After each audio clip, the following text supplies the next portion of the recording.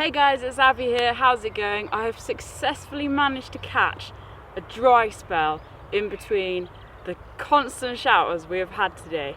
But it's sunny, I'm boiling, and I'm happy to be out. And tomorrow I leave for the third trail of my National Trails Challenge, which is the South Downs Way, 100 miles from Winchester all the way across to Eastbourne. And I'm really excited because it looks like a really pretty route. And actually a lot of my friends come from that area, and you know, they've spent time running or walking on the downs, so just really looking forward to kind of seeing what the trail brings. Unfortunately, as is always the case, the weather isn't set to be fantastic, but you know, by now I've kind of honed my kit.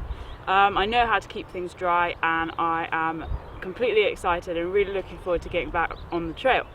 But what I wanted to do today, since this is the Packing Your Pack series, I've realised I've kind of been doing things backwards. I've been like unpacking and showing you things as I take them out of my backpack. But what I want to do today is the exact opposite. I want to pack my rucksack. So you could almost imagine I'm at home. I suppose the outside kind of is my home anyway. But I've got everything here. Everything, all this colourful jumble of stuff is everything that I take with me on a trek. Without fail, it will be with me, and I use it. Every single thing I carry, I'm guaranteed to use. And that's just kind of come through experience. And if you're new to backpacking, I really encourage you just to take stuff and see if you use it. Even if it's just an overnighter trip, it just, you know, you kind of get to know what you use, what you need and what you don't need. So give things a go, and gradually you'll whittle things down to the essentials and all the luxuries that you want to take. And that's what this stuff is for me.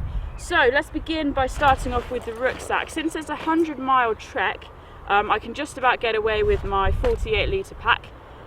Mainly, I mean, if I was going to about 150, 200 miles, for example, the next trail I'm going to do is most likely going to be the Pembrokeshire Coastal Park, which is about 180 something miles. I'm not going to be able to use the 48, I'm going to use my 58 pack, kindly supplied by Osprey. But you know, I go on about Osprey packs a lot, but they really are absolutely fantastic. They've got like male and female specific designs. They've got things for backpacking, trail running, cycling, and everything is designed by backpackers or by the users for the users. So I really recommend checking them out, and you know, keep your eye open because you can get really good deals out there. But I'm in love with my 48 pack, and that's what I'm going to be using for this trip. So the only thing I haven't taken off or out, just because it's a bit of a pain, is my tent.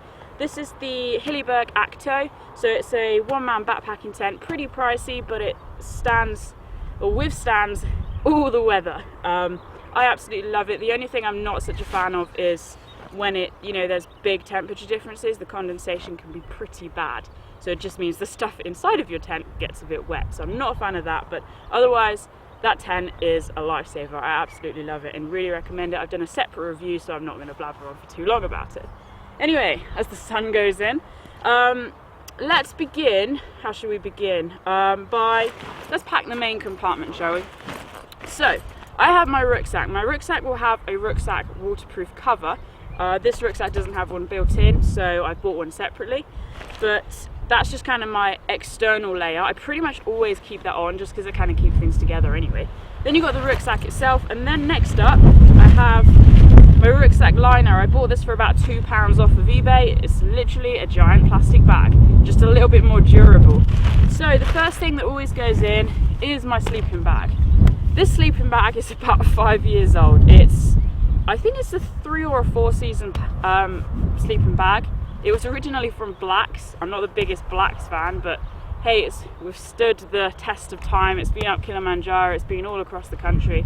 All the down is coming out, so it's not as insulating as it should be, but this is the sleeping bag I take, and that's the first thing to go into my pack. So as you get more experience with backpacking, you kind of learn how to pack things. I pack everything in a specific way, and then I know, oh, something's missing, this isn't fitting right or whatever, and it's kind of just like, I could do this with my eyes closed. This is like a good night ritual almost. So, sleeping bag is in, that is at the bottom. You want to spread the weight evenly in your pack so that you've not got any kind of nasty niggles on your back and you're not tipping one way or another.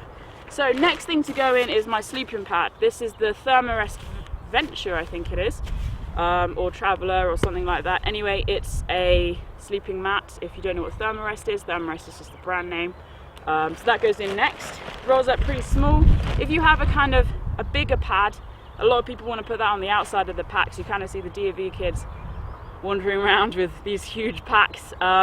Gradually, as you kind of hone your style, or you know kind of the regions you're going to be going to, you can buy more specific kit. So this sleeping pad is pretty much ideal for the wide range of landscapes that I tend to walk in. So, you know, it's not super Arctic conditions, but then it's not ideal for a desert either, but I don't go to either of those, so it's fine. Although I live in Britain, so you know, it varies quite a lot, the weather.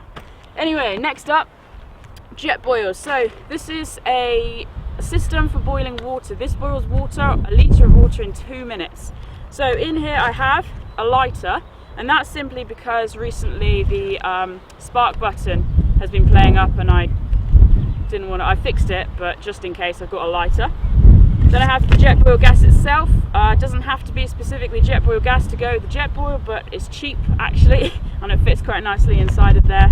Then you've got the lighter base thing, which is where the spark comes from and where your fire comes out of. You have inside of here the tripod. This opens out just to stabilize the whole thing. Then you have the mug itself, neoprene cozy, and the cup on the bottom. So normally the cup fits better. This one isn't actually specific to this model. I just broke the old one, so I bought a new one. So that's my jet boil. Clip all that together. That slides in next to my sleeping pad. There's a train going past. Wave to the world. Okay, next up. This is my electronics bag. So for my National Trails Challenge, I'm filming and photographing pretty much every single step I take. And that's because I'm trying to show people how absolutely, completely incredible our landscape is. And I really want to encourage people to spend more time in the wild. That is the tagline of the project. So in here I have, may as well just show you. It's all in a dry bag, so there's multiple layers to keep things protected. You've got that rucksack cover, rucksack liner, dry bag. It's just one thing after another. I do not want to risk things getting wet. And yes, it's extra weight. It all adds up, but hey ho, things are protected. And you know, I've been in some pretty trashy weather over the last few weeks, and you know, I've survived. That's the main thing. So I'm not complaining about the weight. This is my GoPro bag. It's got kind of your waterproof back. Actually, it hasn't. It's just got spare batteries. It's got the frame, like a repair kit. Yeah, that's my GoPro stuff. So that's kind of contained. That isn't a dry bag, it's just a cool little bag. Then I have, this is a shutter release. Believe it or not, a bit of a mess of a shutter release. Just pretend that didn't happen there. So that's so I can take pictures, for example, in the dark using my tripod. The camera I'm filming with now is the Canon 70D. That's the camera I use to take the stills and do a little bit of footage with. This is a portable charger that I use for my phone when I can, and this is a USB lead thing and actually a socket charger just in case I want to, or I can charge my phone somewhere, because I keep my phone accessible at all times and generally on, sometimes on flight mode, but just so I can take pictures, and then when there's mobile signal I'll post things on social media. So if you're not following me on social media, you pretty much get live updates from the trail. It's at Abbie Songthrush on Twitter and just Songthrush Productions or Abbie Barnes on Facebook. Not that I'm trying to push things out there. Anyway, so that goes in. They kind of are in a nice line. They're all sat on top of my sleeping pad, or mat, or bag even. Gosh, so many things. Sat on top of my sleeping bag. Next up, arguably, this shouldn't go where it goes, but it is going to go where it goes. This is my first aid kit. If you've watched my previous videos, I'm sure you can tell it's grown slightly. And that's because I've kind of learned what I need and what I use. So I've added several more big dressing pads. They're quite thick and padded. And they are mainly because as the weather improves, you wear less layers. It just means there's kind of more friction between your rucksack straps and your actual skin. So I've got some dressing things there just to cover over my shoulders. I've got a huge number of blister plasters, not because I've been getting blisters, but actually because my skin has been rubbing raw, just from when I pretty much got trench foot. It's been that wet. So I've got tablets, dressings, tape, antiseptic wipes, a mini bandage thing, although I know how to use clothing as bandages, so I tend to not carry like your kind of L-shaped bandage thing. I suppose the only thing I haven't got that I could have is like a support, so a knee support or an ankle support or whatever, just a tube bandage thing. So I suppose that's something I could put in there as an additional object that I'll probably put in when I do more undulating trails like the Pennine Way and Offers Dyke. So that all goes in there. Anyway, making progress. This dry bag here, as you can see, I'm not putting it in randomly. I'm selecting my items carefully. I know where this goes. This is my wash kit. It's grown slightly. I've got a travel towel in there. I've got half a toothbrush. I have a small little tube of toothpaste. I've got like wipes in there just to freshen up, and just stuff. We all know what I'm talking about. That's all in there. Put that in. It's all nice and compact. There's not much space between things. They all fit in perfectly. Next up, this mass of plastic bags. I seem to always need plastic bags, so every time I go, oh my gosh, where's the sun gone? Every time I go, I take more bags, so they just fill in a gap somewhere. There we go. Okay. No, that goes in the top. Right, next up. Here it comes. This is my food bag. As you can see, it's considerably bigger than, for example, the Ridgeway that I just did, and that's because I've got several more days to contend with. So, let's have a look at the exciting food I have for 6 days of walking. To be fair, it doesn't really look like that much, but this is the heaviest thing that I take. Right, in no particular order, I've got 2 dehydrated ration packs. Exactly the same flavour. I'm trying to use them up. I really don't like them. It's basically pasta, cheese and mushroom. Really, really filling. These are pretty good value for money. They're about £4.50. Probably the cheapest dehydrated meals on the market in the UK that I can find anyway, from Go Outdoors. So they're originally £5. You get the discount voucher thing off. But 600 calories, really, really filling. Good balance of carbs, fats and proteins. But I'm not a fan of that flavour. So I'm trying to use them up. Next up, I have a humongously ginormous array of cereal bars. That's basically what I live off throughout the day. So I've got kind of cheap Squares bars from Lidl's, cheap peanut bars from Lidl's, Nature Valley bars. I have a Dorset Flapjack. I take one of these for every trail. They're a treat for me. Dorset Flapjacks are one of my sponsors. They're literally 3 miles down the road. But these flapjacks are absolutely fantastic. They're an amazing source of fuel for running, backpacking, whatever. The only disadvantage is that they're really quite heavy. This is a very, very calorie dense block of oats. So that'll keep me going. But that's cherry bakewell flavour. I haven't tried that one yet, so pretty excited. Mint tea bags. Why not? Spare plastic bags. The other evening meals, I've got couscous, packets of couscous. They're about 400 calories each. I love couscous. Then I've got, every single morning, I have a golden oats or golden syrup flavoured oat packet alongside boxes of raisins. I have Horlicks drinks for the evenings. They're about 200 calories each. Then more cereal bars, sesame seed bars, sesame seed bars, sesame seed bars. Oh my gosh. More of them. More of them. Peanut bar, out of date. This is March 2016. More raisins, more Horlicks, and finally a wee treat for myself. Actually, that really looks like dog poo. They're like date square things. Quite calorie dense, but they're a treat. Anyway, so that's my food bag, and again, this is packed in a specific way. Oh, I have to pack it back up now. So that it's taking up as little space as possible. So everything kind of slides in to a slot, believe it or not. So I'll quickly pack this away and then we'll get this in the rucksack.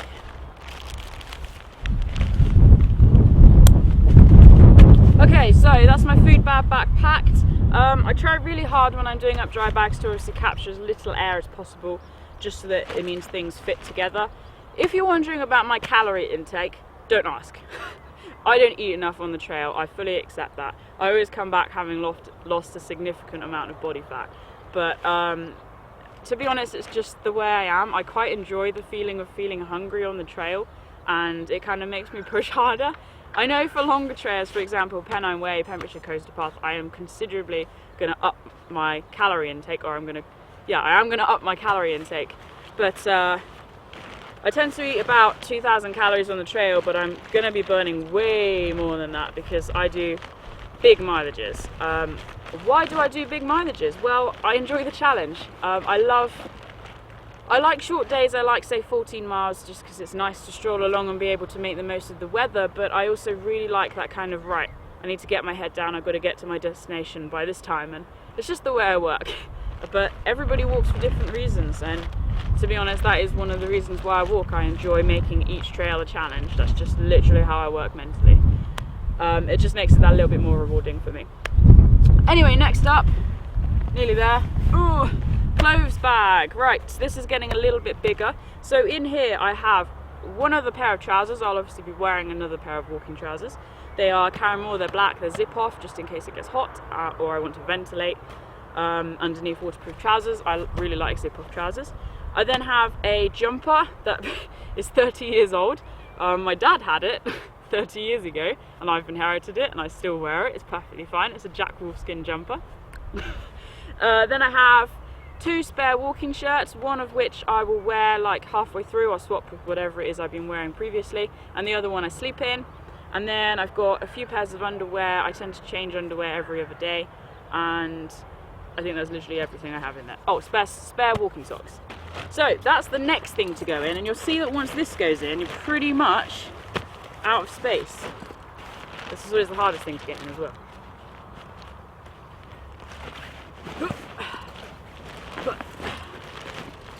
So all of this, for example, say I've just hiked today, I'm still in my tent, I pack everything away in this pattern, and I can do all of this. The last thing I'll ever pack away is my tent, so everything will be contained within my rucksack before I take down my tent. And if it's pouring down, I have the luxury of being able to take down the inner or the inside section of my tent so that then I can still stay dry, and the last thing I will take down and pack away is the outside of my tent. So then I just have the pegs, the poles and the fabric to deal with that are soggy and wet. It's pretty handy. Ugh. So we're nearly done with the central compartment. This is a Jack Wolfskin soft shell. This generally is what I wear every day as I walk. It's quite heavy for what it is, but I really like it because it's pretty breathable. Then I have my mountain equipment Morpheus jacket. Absolutely in love with this. To be honest, I've worn this pretty much every day on the trail so far because the weather has been that variable. And see, these kind of fit in to the sides there. I have this dry bag. The microphone I'm using now is my Rode VideoMic Pro, and that kind of sits in here, but it also acts as a spare dry bag. That shoves in the front. And then the last thing I'll have in here, which I've just realised I've left at home because I was wearing it, is my, what's it called, Regatta insulating jacket. I've shown it in the other videos. It's black. It's synthetic, so I don't bring anything down other than my sleeping bag, so that if it gets wet, it remains insulating. So that will also stuff in there and just fill in the gaps. So I flip the backpack round now. Underneath here we have a mesh pocket. This is kind of where I keep less essential things, but things I need to access quite quickly. So in here I keep my head torch. I keep spare shoelaces, just useful to tying things on my pack. Going back to the head torch. This is the SEO Lensa 3rd edition. As you can see, it doesn't work. I show this every time, but it really is a useful tip. I flip the top battery around so that basically it doesn't work until I flip the battery around the right way. And then I've got spare batteries in there. I just keep it in a pouch just to keep it kind of together. I have a spork, the best thing ever.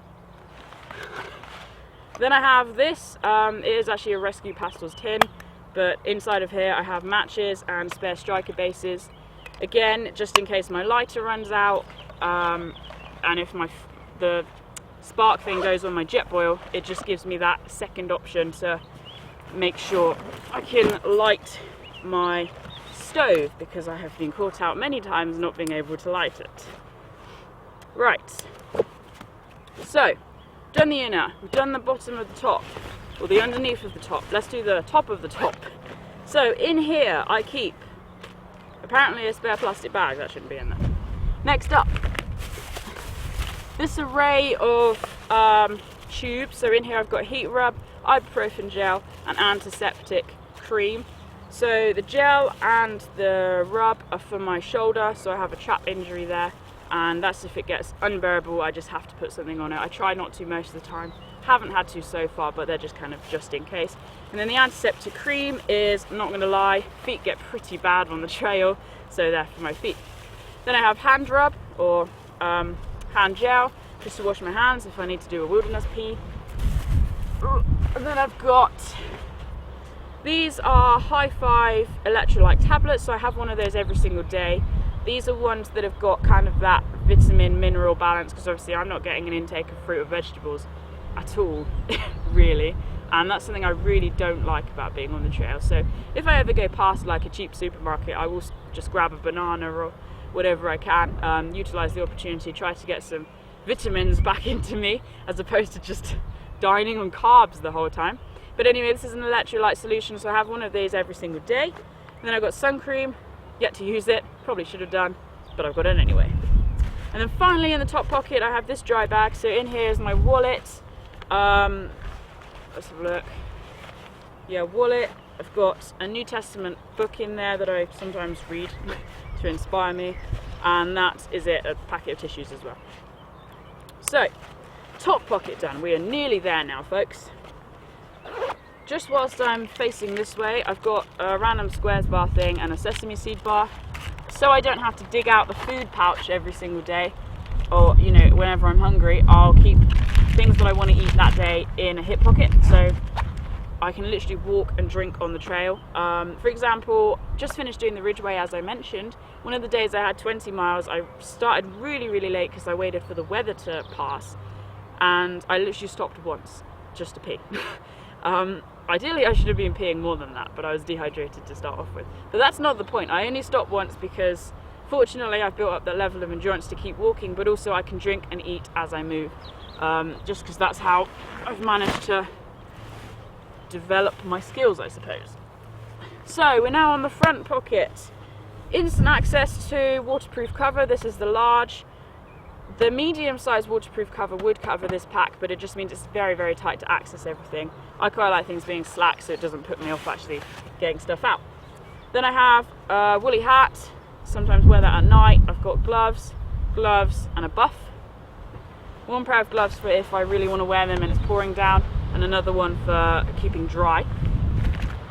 Then I have flip-flops in a plastic bag just to try and keep them contained. So I'll use those in and around camp. I have waterproof trousers and gaiters. They've just been reproofed actually.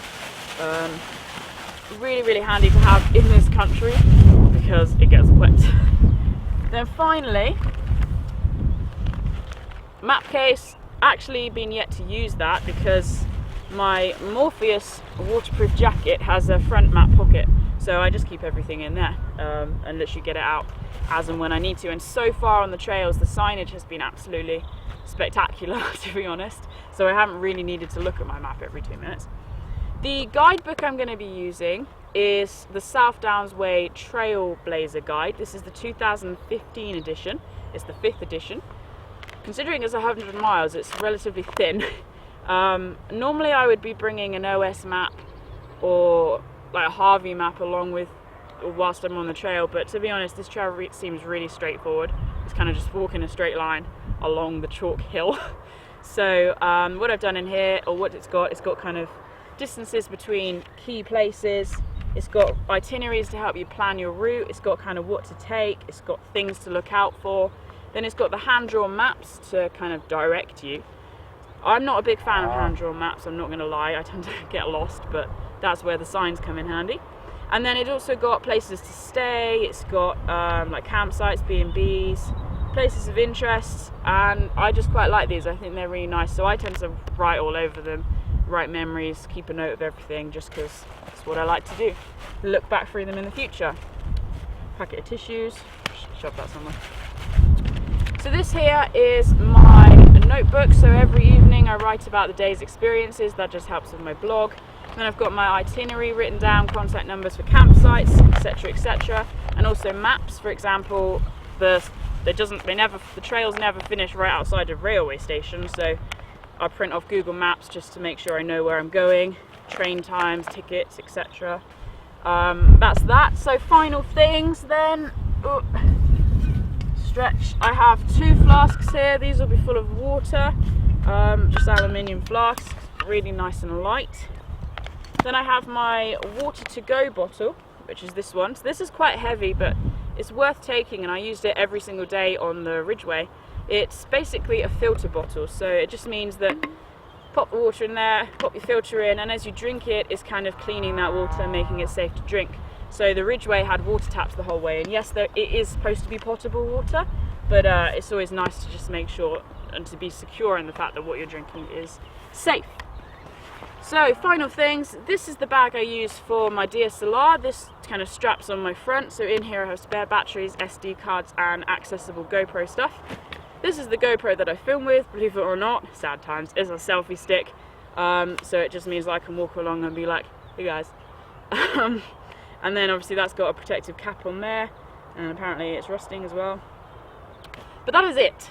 And as you can see, now I've just finished packing away my tent, and I'm good to go, you know. So the tripod strap's on the front here, I don't have access to that all day, and the DSLR will sit in that pack ready for me to grab out as soon as I need to.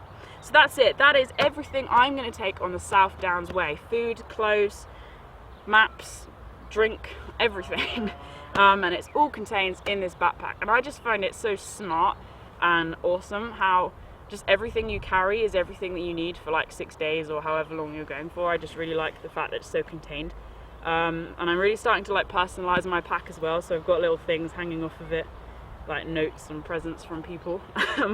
Just because it's nice to look at when you're wandering along and remind yourself there's a world out there. But anyway, that's it. So I leave for the South Downs Way tomorrow. I'm really excited. I'll be back on Tuesday evening. So the promotional film, or the short kind of hike the walk film, will be out sometime next week. So keep your eyes out, peeled, posted. But until then, I hope you can get out, enjoy the incredible places that there are in the UK, the archaeological and geographical sites. Get outside, explore, do something new, and have fun. Spend more time in the wilds, guys. Take care, and I'll see you soon.